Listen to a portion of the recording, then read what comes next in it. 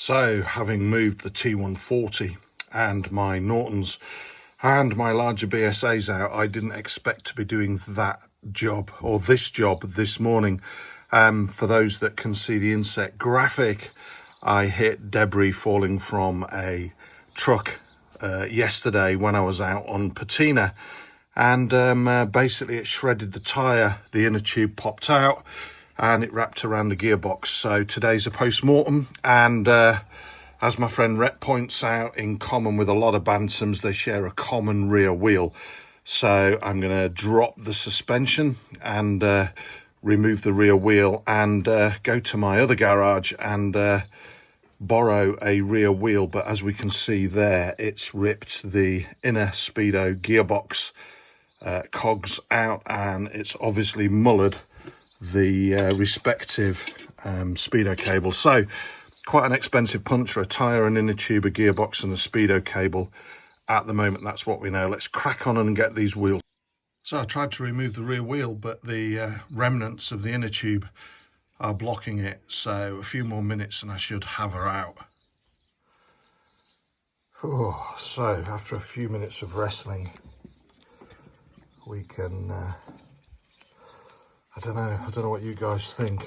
Leave a comment below, but I'm not sure I've got a patch big enough in my inner tube repair kit to sort that. What do you reckon? So, temporary wheel fitted. Let's be honest, there's a little bit too much corrosion on those spokes, and it's a temporary speedo gearbox for those that have got beady eyes. And yeah, she's an Avon Mark II 3.25, whereas my previous wheel was 3. So this is a little bit wider, and she's certainly got a classic profile. But yeah, temporary, simply because the gearbox on the Bantam rear wheel had pulled the inner vertical shaft out when it wrapped the inner tube around the speedo gearbox and speedo cable. So at the moment, that's just there to literally be nothing more than a spacer. But for those that watch my YouTube channel, I often use quad lock.